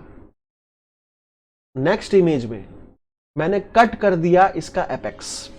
तो एपेक्स कट करके आप देखेंगे ध्यान से तो यहां पे ग्रोथ हो रही है एक्सिलरी बड की। ठीक है, ध्यान से अगर देखेंगे तो आपको दिखाई देगा। लेकिन अगर मैं यहां पे दोबारा ऑक्सिन डाल दूं बाहर से, एक्सोजीनस ऑक्सिन, तो अगर मैं इसमें एक्सोजीनस ऑक्सिन अप्लाई कर दूं तो ये दोबारा से सप्रेस कर देगा एक्सिलरी बड को। तो ऑक्सिन की प्रेजेंस में हमेशा एपिकल डोमिनेंस आपको देखने को मिलेगा। अगला फिजियोलॉजिकल इफेक्ट है फ्रूट डेवलपमेंट। ऑक्सिन फ्रूट की डेवलपमेंट को भी प्रमोट करता है। ऑक्सिन प्रोड्यूस होता है सीड के अंदर भी, और सीड में प्रोड्यूस होता है एंडोस्पर्म में और एम्ब्रियो में। यानी ऑक्सिन फ्रूट को भी डेवलप कर सकता है और सीड को भी डेवलप कर सकता है। इसका एक एग्जाम्पल है, फॉर एग्जाम्पल स्ट्रॉबेरी। स्ट्रॉबेरी का जो फ्रूट होता है उसमें होता है एक स्ट्रक्चर जिसे बोलते हैं एशीन या एकीन। इसके अंदर भी ऑक्सिन सिंथेसाइज होता है जो कि फ्रूट की डेवलपमेंट को करवाता है। अगर आप इस एकीन को रिमूव कर दोगे, हटा दोगे, तो फ्रूट का डेवलपमेंट रुक जाएगा इन द स्ट्रॉबेरी। स्ट्रॉबेरी की बात कर रहा हूं मैं। स्ट्रॉबेरी जो कि एक रिसेप्टैकल है अपने आप में, तो अगर उसमें एकीन को रिमूव कर दोगे तो ऑक्सिन के तो फ्रूट के डेवलपमेंट सप्रेस हो जाएगी। लेकिन अगर बाहर से फिर से ऑक्सिन दे दोगे तो वो फिर से डेवलप करने लगेगा। अगला है रेस्पॉन्स, इसे कहते हैं ट्रॉपिक रेस्पॉन्स। ट्रॉपिक रेस्पॉन्स क्या होता है? देखिए, ट्रॉपिक रेस्पॉन्स का मतलब होता है किसी भी तरह का डिफरेंशियल ग्रोथ। प्लांट में कोई डिफरेंशियल ग्रोथ हो रही है due to the directional stimulus. यानी फॉर एग्जाम्पल अगर आप याद करो डार्विन का एक्सपेरिमेंट। डार्विन के एक्सपेरिमेंट में मैंने आपको बताया था कि जहां से लाइट आ रही होगी, जहां से लाइट आ रही होगी उधर बेंड कर जाएगा क्या? प्लांट या कॉलियोप्टाइल। तो लाइट का आना है डायरेक्शनल स्टिमुलस, किसी डायरेक्शन से आ रहा है, और इस डायरेक्शनल स्टिमुलस की वजह से डिफरेंशियल ग्रोथ हो रही है। तो डिफरेंशियल ग्रोथ में क्या होता है? जो शेडेड एरिया होता है, यानी जहां से लाइट आ रही है उसका ऑपोजिट एरिया जो है, वहां के सेल इलोंगेट हो जाते हैं, लंबे हो जाते हैं, और आगे वाले सेल की ग्रोथ नहीं होती जो लाइट की डायरेक्शन में। इससे क्या होता है? प्लांट आपका बेंड कर जाता है, और इस तरह के रेस्पॉन्स को कहते हैं ट्रॉपिक रेस्पॉन्स। ट्रॉपिक रेस्पॉन्स में एक थ्योरी है जिसे कहते हैं कोलोडनी वेंट थ्योरी। कोलोडनी वेंट थ्योरी भी बिल्कुल सिमिलर है जो मैंने आपको बताया था फ्रिट्ज का एक्सपेरिमेंट। तो क्या करते हैं इसमें? हम एक कॉलियोप्टाइल लेते हैं, उसके टिप को कट कर देते हैं और उसके टिप को रख देते हैं अगार के ब्लॉक पे। अब कॉलियोप्टाइल के अंदर जो ऑक्सिन है वो इस अगार में चला जाएगा, और अगार के अंदर चला गया, ये आप देख रहे हैं अगार का कलर पिंक हो गया।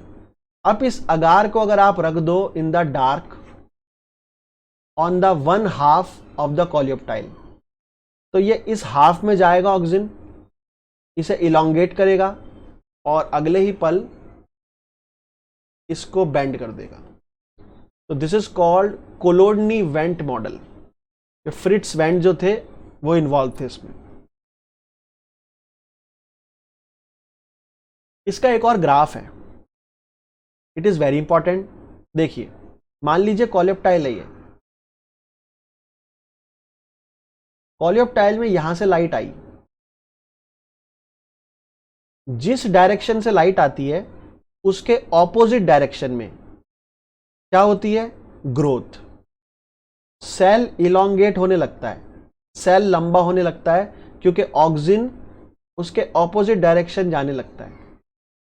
और यहां सामने वाली डायरेक्शन में ग्रोथ नहीं होती, क्योंकि यहां पे लाइट आ रही है, और एज अ रिजल्ट आपका जो कोलेप्टाइल है वो हो जाता है बेंड। इसी चीज को ग्राफ में दिखाया है। तो देखिए ग्राफ में यहां पे दिखाया है टाइम और यहां दिखाया ग्रोथ। तो आप देख रहे हैं टाइम के साथ साथ जो शेडेड एरिया है, शेड वाला, यानी ये ग्रो कर रहा है, और जो इररेडिएटेड एरिया है, इररेडिएटेड मतलब जिस पे लाइट आ रही है, वो ग्रो नहीं कर रहा। और इसी तरह एक और प्लांट ले लिया है, कंट्रोल प्लांट, जिस पे कोई लाइट नहीं आई, तो वो नॉर्मल है, नॉर्मली ग्रो कर रहा है, नॉर्मल दिखा रहा है, उसमें कोई बेंडिंग नहीं हो रही। चलते हैं आगे। तो अब आ जाते हैं हम ऑक्सिन की सिग्नलिंग पे, क्योंकि जितने भी फाइटो हार्मोन है उनमें सिग्नलिंग बड़ी इंपॉर्टेंट है, तो सिग्नलिंग पे ध्यान देना हमारे लिए बड़ा जरूरी है। देखिए कोई भी सिग्नलिंग जब होती है किसी भी हार्मोन की, हर सिग्नलिंग में कुछ पार्टिसिपेंट्स होते हैं जो बड़े इंपॉर्टेंट होते हैं। कौन कौन होते हैं? लाइगेंड होता है, रिसेप्टर होता है, रिसेप्टर के अलावा कोई सिग्नल ट्रांसड्यूसर होता है साइटोसोल में, और फिर जाता है कोई ट्रांसक्रिप्शन फैक्टर जो फिर न्यूक्लियस में क्या लेकर आता है, रेस्पॉन्स। तो लगभग हर सिग्नलिंग पाथवे में ये कुछ कॉमन प्रोटीन फैक्टर आपको मिलते हैं, ऑक्सिन में भी है। तो आइए पहले इनके बारे में पढ़ते हैं। सबसे पहले एक मॉलिक्यूल है जिसका नाम है TIR1, TIR1। इसकी फुल फॉर्म है ट्रांसपोर्ट इनहिबिटर रेस्पॉन्स 1 एलिमेंट। ये कौन है? ये ऑक्सिन का रिसेप्टर है। एक एक पॉइंट ध्यान से सुनिएगा।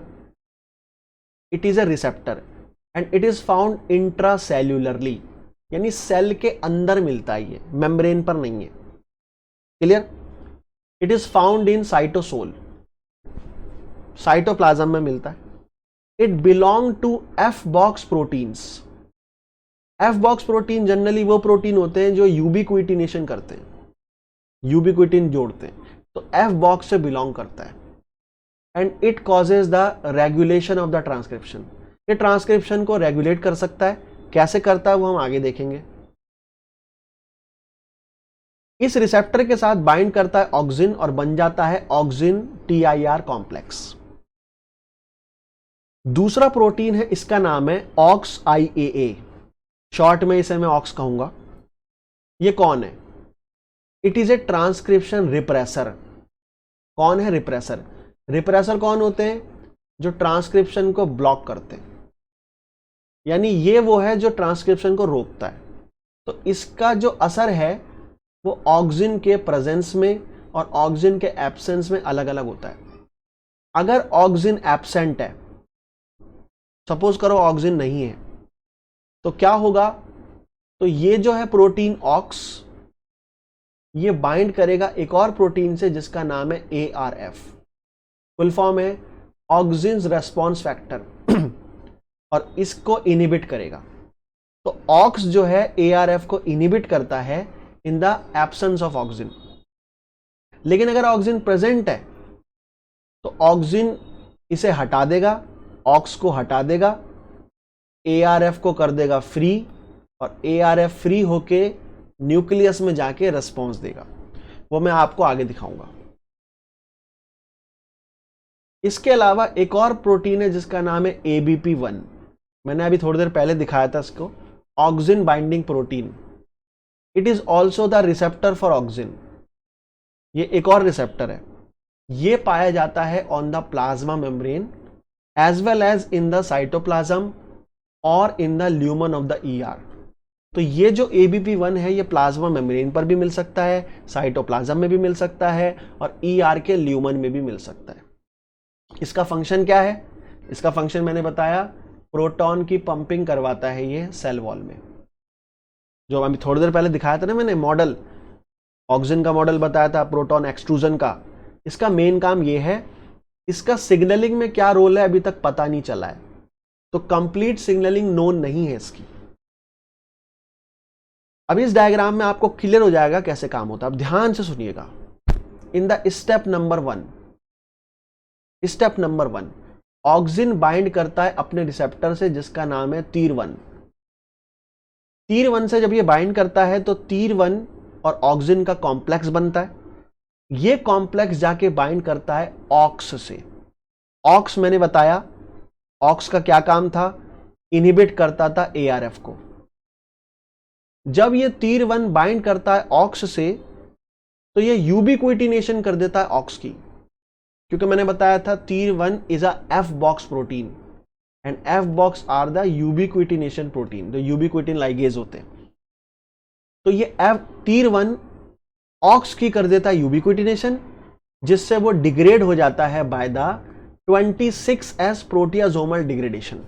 ये सेल बायोलॉजी में हम पढ़ते हैं कि यूबिक्विटिन जोड़ दें किसी प्रोटीन से तो डिग्रेड हो जाएगा। इसका डिग्रेडेशन से फ्री हो जाता है कौन, ARF, फ्री होके जाता है न्यूक्लियस में, बाइंड करता है ऑक्सिन रेस्पॉन्स एलिमेंट से, प्रमोटर से, और ऑक्सिन के जीन बनते हैं। Very very simple. तो this is the complete pathway. तो ध्यान से देख लीजिए।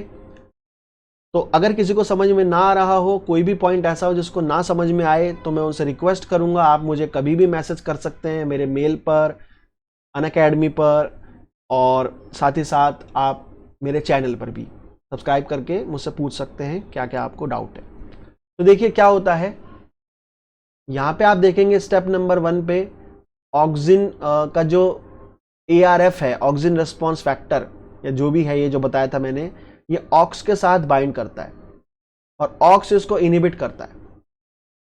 अगर ऑक्सिन आ जाए तो ऑक्सिन बाइंड करता है तीर 1 से।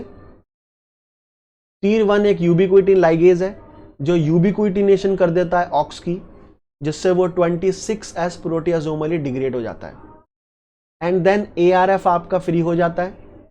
ARF फ्री होके जाके बाइंड करता है on the auxin response element पे, जो कि एक प्रमोटर है, और एक्टिवेट करता है ऑक्सिन के अर्ली जीन्स को। और अगर ऑक्सिन के जीन्स बहुत ज़्यादा बन रहे हैं तो एक नेगेटिव फीडबैक भी देते हैं ये ऑक्सिन रेस्पॉन्स एलिमेंट को। तो ऑक्सिन रेस्पॉन्स एलिमेंट को नेगेटिव फीडबैक भी दिया जाता है अगर बहुत ज़्यादा रेस्पॉन्स आ रहा है तो this is the whole auxin signalling.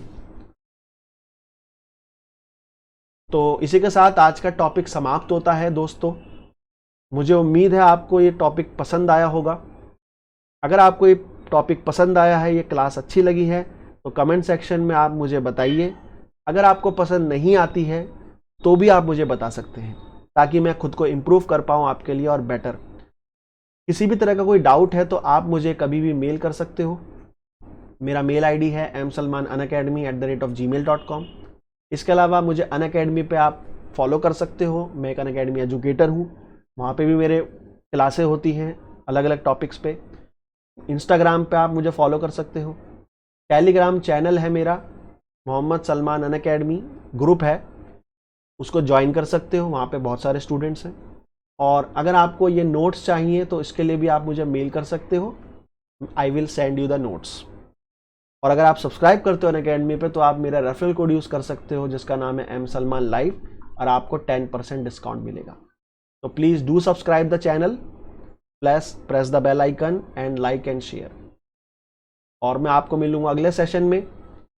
आप कमेंट सेक्शन में मुझे ये भी बता सकते हैं कि आपको अगला सेशन किस हार्मोन पर चाहिए, कौन से टॉपिक्स पढ़ना चाहते हैं आप मेरे से, और आप अपने सजेशन भी आप दे सकते हैं मुझे, वेदर दे आर पॉजिटिव और नेगेटिव। तो आप सभी लोगों का बहुत बहुत धन्यवाद। Thank you so much for your precious time.